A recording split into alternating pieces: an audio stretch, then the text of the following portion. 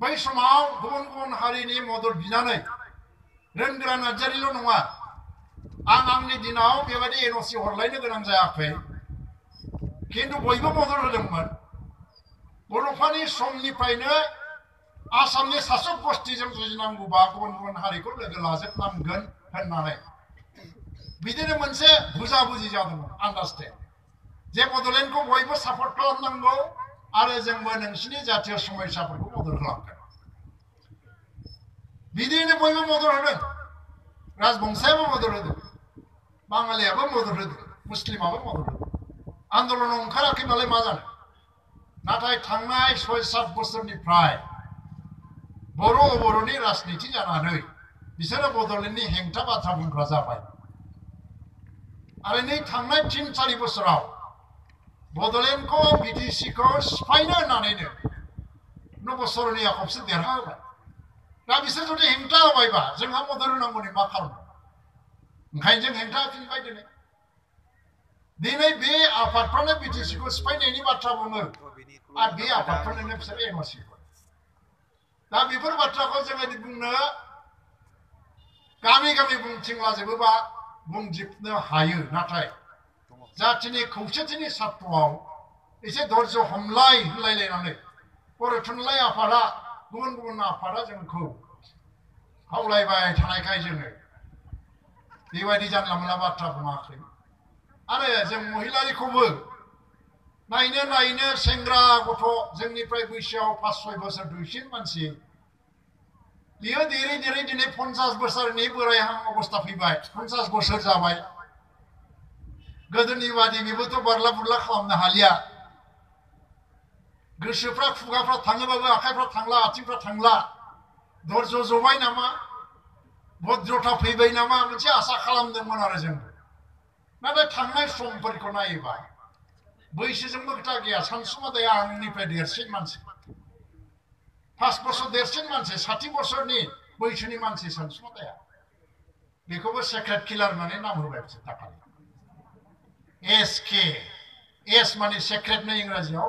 के माने किलार सेक्रेट किलार माने स्रोद बुथार खोमाग्रा जायो मान सन्मान गैया आरो आं बिसोरनि खमैब्लाबो 5-6 बोसोर देरसिन मानसि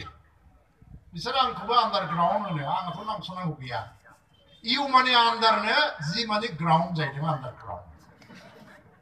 बबाव जि मोनो सोर फोरोङो आंथ' खुनुदिन बेबायदिखौ गोसोखांफेरबाय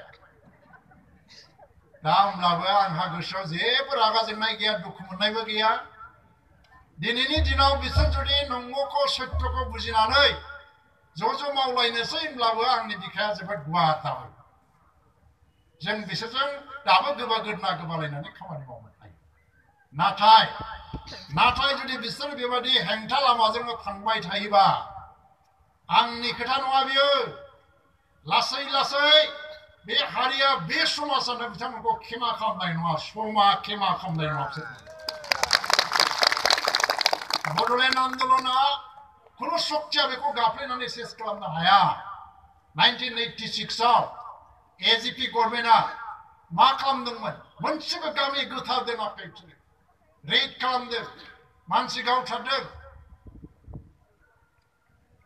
आरो बिनि उनाव कंग्रेस गभर्नमेन्ट फैदों हितेश्वर शइकियानि अपारेशन बज्रं बे समावबो जों बेसेबां मानसि थैनांदोंमोन आन्दलनाथ' जोबनानै थाङाखै आरो जों बुथारलायनायनि जाउनाव आन्दलना सेस जासिगोन होननानै दिसपुराव मिनिबाय थादोंमोन गुबुनफ्रा जोंखौ नाथाय बेथ' जोबनानै थाङाखै मा प्रमान जादों सत्यजों रायजो राजाया जेब्लायबो दं दिनै गोरोन्थि बुजिनानै बुजिस्लाबा जानो हागौ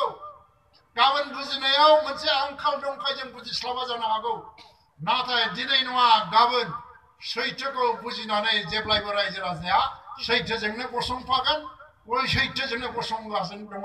आरो सैथोआ जेब्लायबो देरहासार जागोन बेखौ रावबो जोङो माने नङा साननो नाङा दिनै भारत सरकारा बड'लेण्ड जेंनाखौ भारतबर्षनिनो बयनिफ्रायबो गिदिरसिन जेंनाफोरनि गेजेराव मोनसे होननानै मानिनो गोनां जाबाय जायनि थाखाय 2005 सनाव एनडिएफबि जों सिजफायार खालामदों आरो 2005 सननिफ्राय लानानै दिनैसिम शान्ति आलोचना खालामगासिनो दं 2011-12 सननिफ्राय एबसु आन्दोलनखौ आरम्भ खालामफिनदोंमोन 13निफ्राय आरो गोगोमसिन खालामदों दिनै एबसुजोंबो ट्राइपार्टाइट आलोचना खालामगासिनो दङ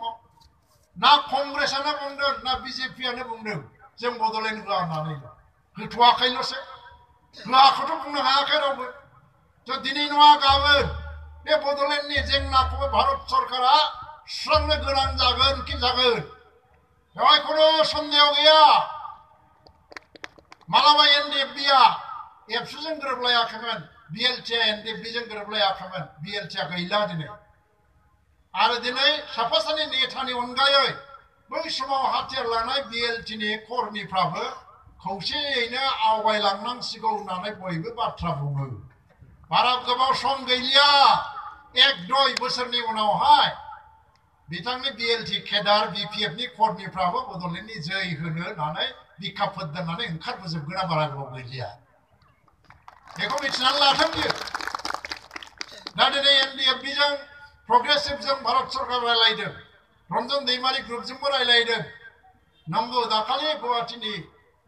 जि मोनसे एनआइएनि कर्ट रन्जन दैमारिखौ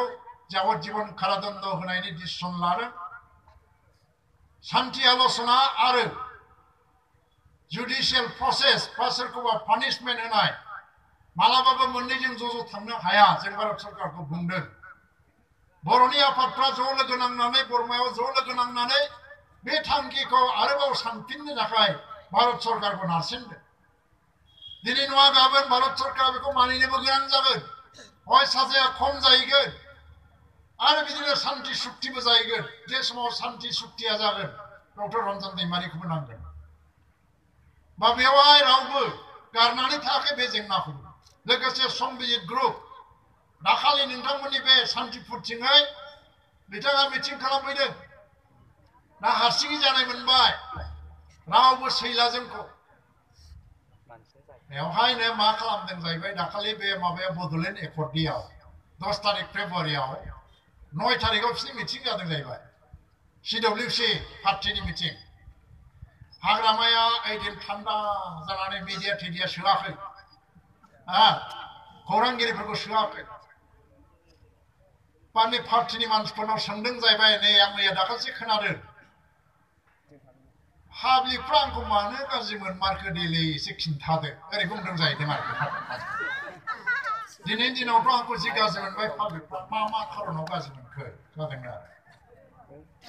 हाग्रामाखौ गिनानै रावबो बुङानो नंगौ खोथाखौ बुंबाबा दाना मा जागोन गियो जाहैबाय बुंनो थिनबाबो बुङा जादों जाहैबाय रावबो बुङा माखौ गाज्रि मोनदों दा ओंखायनो बेनाव उत्तेजना बारायबाय सिङाव आंखौ मानो गाज्रि मोनदों बेखौ आंनि मानसियाबो आंनो खिन्थाया मिथिबालाय हामगौमोन नङा होमबा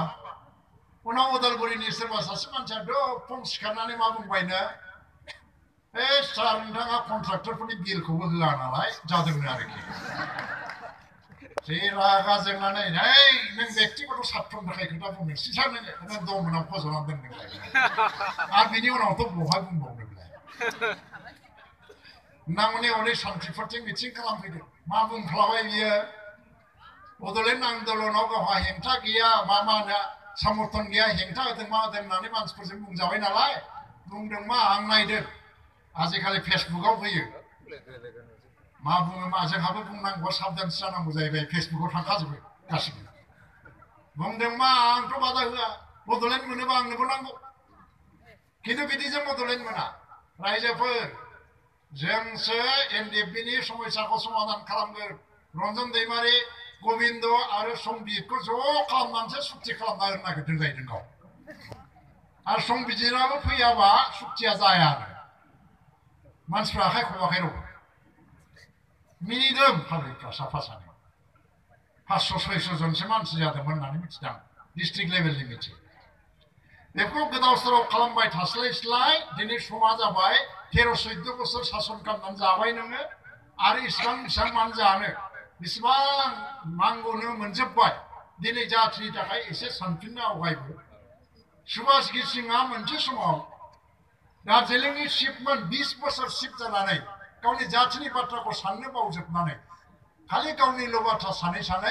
उनाव मा जादों रायजो राजाया बेखौ हाउस एरेस्ट खालामनानै दोनदों न'निफ्राय ओंखारनो हायै अबस्था बिदि अबस्थाखौनो जों लाबोनो नागिराखै दा गावनो गाव फैगोन खिन्थु बे जुदि गावनि लामाखौ गाव लानो रोङा जारिमिनखौ जों बावनो नाङा जारिमिनखौ लानानै जों आवगायलांनांगौ 2 मार्चआ जोंनि बावनो हायै जारिमिन आरो बे जारिमिनखौ गोसोखांनानै दिनैनि सानखौ जों फालिदों जेला गोसोआव मोनसे गोदान बोलोजों दिनै जेनदों खिन्थु गोसोआ जेननो नाङा गाबोन जेनगोन थेवबो गोसोआ जेननो नाङा थांखिया मोनसे खनसे फेजेननो जोंखौलाय दिनै नङा गाबोन जेरैखिया जों देरहागोन आं इलेक्सननि बाथ्राखौ बुंनाय नङा बाराद्राय 8 तारिख मार्चआव इलेक्सना घोषणा जासिगोन आरो जों जे एमपि इलेक्सनखौ गेलेगोन क'क्राझाराव बेयो जोंनि सोमावसारग्रा आफादफोरनि गेजेरजों